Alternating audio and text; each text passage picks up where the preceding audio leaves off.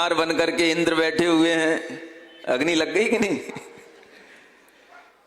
जब तक ये क्षण रहते हैं तभी तक स्मरण है, और ये क्षण चले जाते हैं आप सब छूट देते हो, सब छूट जाता है आपसे।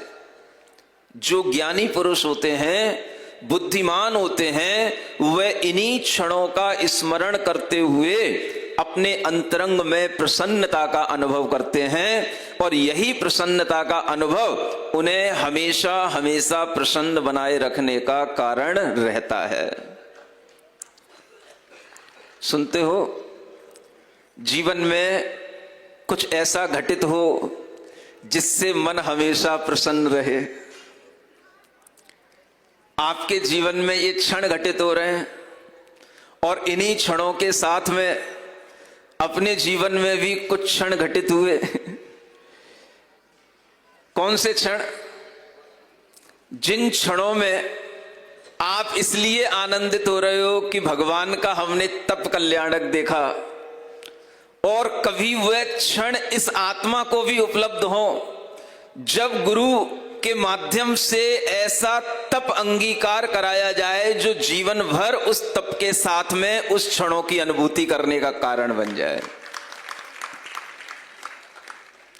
तो जीवन में हमेशा वह क्षण याद रहता होगा और रहेगा जब आपके लिए गुरु ने इस तरह का कोई मार्ग बताया हो, और उस मार्ग पर आप चल पड़े हो, और वह मार्ग पर चलते हुए आपको हर क्षण यह प्रसन्नता का अनुभव हो कि यह मेरे लिए गुरु ने मार्ग दिया है, इस मार्ग पर अपने को जीवन के अंत तक चलना है और प्रसन्नता के साथ चलना है। यह हमेशा के लिए प्रसन्नता को बनाए रखने वाले क्षण होते हैं। कौन से क्षण? दीक्षा के क्षण। जिस समय पर आजीवन के लिए महाव्रतों को अंगीकार किया जाता है और जीवन पर्यंत गुरु के उपकारों का स्मरण जिससे बना रहता है, वह क्षण दीक्षा का क्षण होता है। वह क्षण जब जब याद आ जाएगा आपकी आंखें भर आएंगी, इतना वह उपकारी क्षण होता है। और उस उपकारी क्षण का स्मरण करते करते मन इतना आह्लादित प्रफुल्लित हो जाता है कि गुरु के उपकारों का तो कभी कोई चुकाना तो दूर की बात है, उन उपकारों का कभी भी हम अच्छे ढंग से स्मरण भी नहीं कर सकते, उनका हम गुणगान भी नहीं कर सकते, उनके लिए शब्द ही नहीं होते हैं बताने के लिए। वह सिर्फ अनुभव का विषय होता है, अनुभूति का विषय होता है, और वह एक प्रसन्नता की जो अनुभूति गुरु के उपकारों के माध्यम से होती है, वह भी शाश्वत बन जाती है, जीवन पर्यंत के लिए बन जाती है और जन्म जन्म के लिए भी बन जाती है। ये प्रसन्नता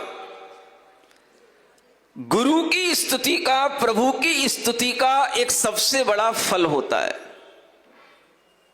आचार्य समंतभद्र महाराज हमेशा यही कहते हैं, प्रसन्न रहो। मैं तो प्रसन्न हूं, क्यों हूं? क्योंकि मेरा तो मन भगवान की स्तुति में लगा हुआ है और उसी में स्थित रहता हूं, इसलिए मैं प्रसन्न हूं। तो उन्हीं से हम भी यह सीख सकते हैं कि हम भी हमेशा प्रभु की स्तुति में और गुरु की स्तुति में अपने मन को लगा करके अपने आप को प्रसन्न रखें। इस क्षण भंगुर संसार में, इस दुस्सम काल में, इस पंचम काल में इससे बढ़कर के और कोई सुख प्राप्ति का साधन नहीं है जो हमें आचार्य महोदयों ने दिया है। यही बस सुख प्राप्ति का साधन है, और ये साधन हमारे दिमाग में बैठ जाए। बस स्तुति करते हुए, गुणों का स्मरण करते हुए उन क्षणों में हम स्थित हो जाएं और वह क्षण हमारे लिए हमेशा के लिए स्मरण में रह जाएं, बस वही हमारे लिए प्रसन्नता का अनुभव कराने वाले क्षण होते हैं। जब जब मन उदास हो तो क्या करो? क्या याद करोगे बताओ? जिस समय पर आपकी शादी हुई उन क्षणों को याद करना है। हाँ, प्री वेडिंग में क्या हमने मस्ती की थी और पास्ट वेडिंग में क्या किया, बस उन क्षणों को याद करना। और क्या करोगे, आपके पास और इसके अलावा क्या होता है? एल्बम बनाते हो आप लोग, है? सब फोटोज अपने पास में रखते हो। किसके फोटो रखते हो बताओ? जिसका आपको स्मरण करना होगा उसके रखोगे। बताओ, आपको पंच कल्याणक के इन क्षणों के स्मरण करने के लिए आपने कोई फोटो अपने पास रखे हैं? काम आते हैं? कभी नहीं लेते। देखोगे तो उन्हीं को देखोगे। जो आपके लिए राग और संसार की वृद्धि का कारण है, आपका आनंद उसी में है। ये सबसे बड़ी विडंबना है। सम्यक दृष्टि जीव का आनंद किसमें होता है? उन क्षणों को याद करने में।